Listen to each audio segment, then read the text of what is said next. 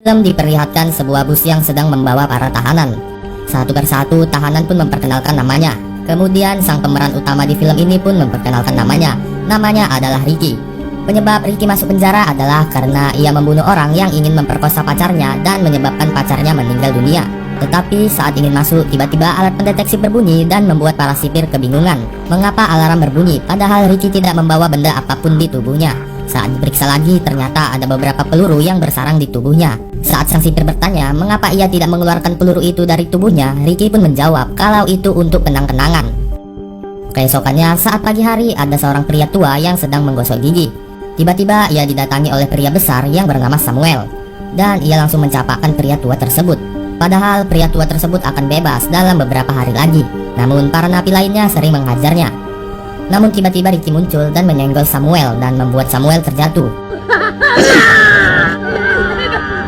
Anak buahnya yang ingin menghajar Ricky langsung mengurungkan niatnya saat ia melihat wajah Ricky yang sangat marah atas kelakuan mereka tadi.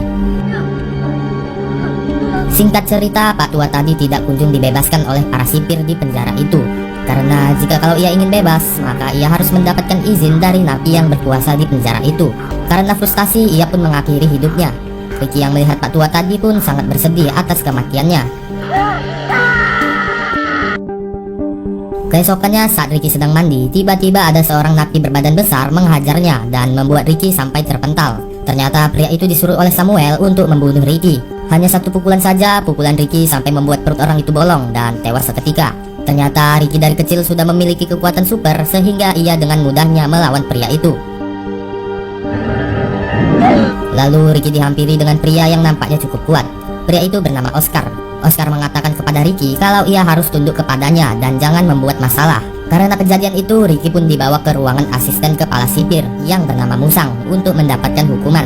Musang juga mengambil beberapa info dari Ricky dan juga foto pacar Ricky yang telah meninggal.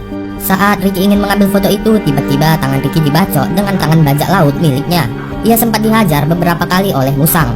Seketika Ricky teringat dengan wajah kekasihnya dan mengamuk di tempat itu. Namun Ricky tidak ingin membunuhnya dan mengambil kembali foto kekasihnya tersebut. Bukan hanya jago bela diri, Ricky juga hebat dalam bermain seruling. Karena dulunya Ricky adalah mahasiswa musik. Di saat ia memainkan seruling, ia pun teringat masa-masa indahnya dengan kekasihnya itu. Keesokannya Musang menyuruh Oscar untuk membunuh Ricky.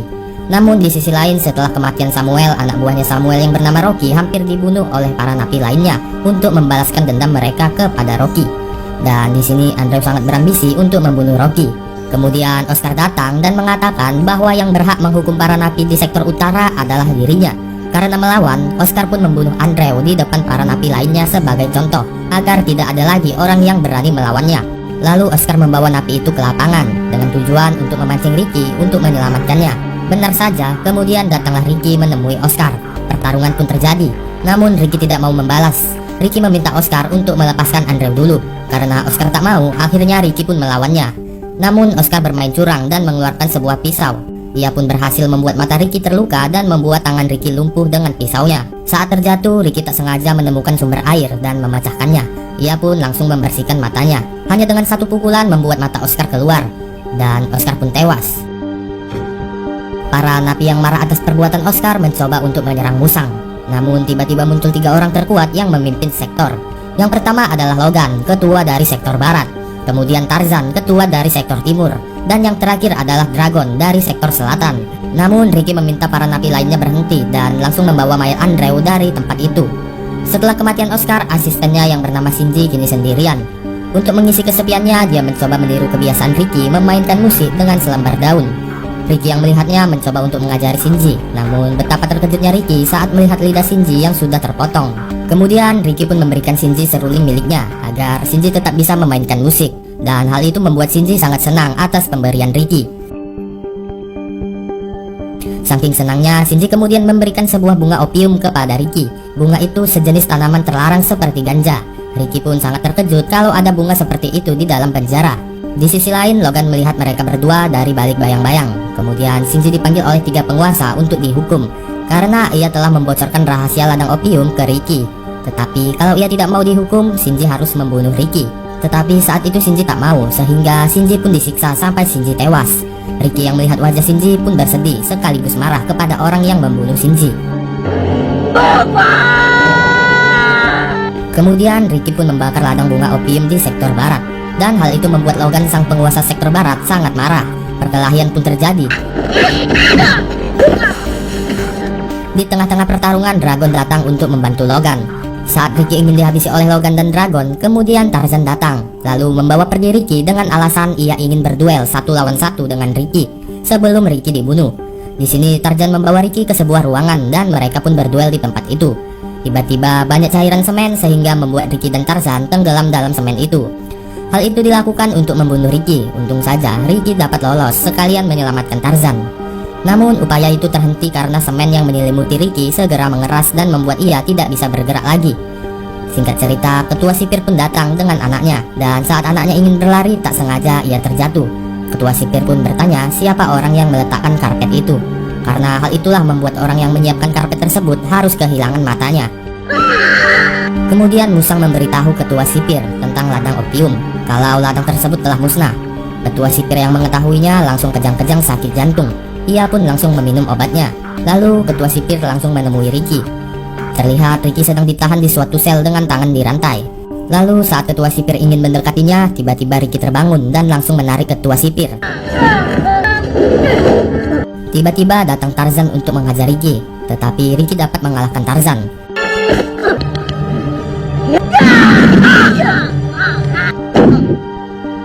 Lalu tiba-tiba jatuh atap yang terbuat dari besi yang sangat berat. Namun ketua sipir menyetrum dengan listrik 100.000 volt. Ricky pun tumbang. Saat besi itu akan jatuh mengenai Ricky, tak diduga-duga Tarzan bangun dan menahannya sehingga Ricky dapat lolos. Mungkin Tarzan ingin membalaskan kebaikan Ricky sebelumnya dan sudah muak mengikuti perintah ketua sipir. Sepintas Ricky ingin menyelamatkan Tarzan, namun itu semua sia-sia. Dan akhirnya Tarzan pun tewas di tempat. Dan Ricky pun sangat marah dan langsung ingin menyerang ketua sipir. Namun sayangnya Ricky terkena setrum sehingga membuat ia tumbang. Saat tersadar, Ricky ternyata sudah berada di sebuah lapangan dan Ricky akan dikubur hidup-hidup. Dan jika Ricky bisa bertahan sampai 7 hari, ketua sipir akan membebaskan Ricky. Lalu ketua sipir menyuruh para napi di sana untuk mengubur Ricky secara bergantian. Namun para napi menolak dan tidak mau melakukannya. Seketika orang-orang yang menolak akhirnya ditembak di tempat dan napi lainnya tak bisa berbuat banyak. Mau tak mau para napi pun menguburkan Ricky secara bergantian. Hari demi hari Ricky masih berada di bawah tanah itu, dan setiap malamnya terdengar suara seruling Ricky yang menandakan bahwa Ricky masih hidup. Singkat cerita, 7 hari telah berlalu. Kini saatnya Ricky keluar, dan benar saja Ricky masih hidup. Tetapi ketua sipir mengingkari janjinya dan Ricky tetap ditahan dan juga disiksa. Setelah banyak hal yang dilaluinya, kini Ricky sangat lemas. Lalu ada satu orang napi yang perhatian kepadanya. Ia datang dan membawakan Ricky makanan. Napi itu bernama Freddy. Namun aksinya diketahui Rocky. Alhasil Freddy pun ditangkap dan dibunuh. Saat Musang dan Rocky ingin mengecek kamar Ricky, ia melihat tidak ada Ricky di dalamnya.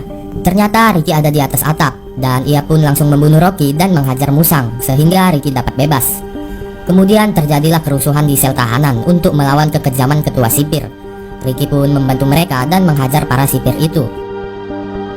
Singkat cerita, Ricky akhirnya bertemu dengan ketua sipir. Tanpa basa-basi, ketua sipir langsung membunuh Musang karena menurutnya ia sudah tidak berguna lagi. Di saat bersamaan datanglah Logan dan Dragon, tetapi mereka berdua kalah oleh Ricky.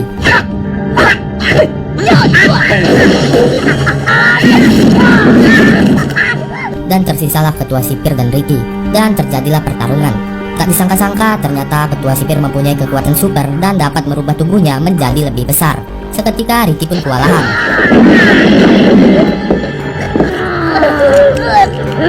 Namun karena kecerdikannya Ricky, akhirnya Ricky pun bisa mengalahkan ketua sipir dan memasukkannya ke dalam penggiling daging, sehingga ketua sipir pun tewas. Setelah itu Ricky pun keluar dan memukul sebuah tembok yang besar dengan tangannya. Seketika tembok itu pun roboh, dan akhirnya Ricky pun bisa keluar dari penjara itu, dan film pun selesai.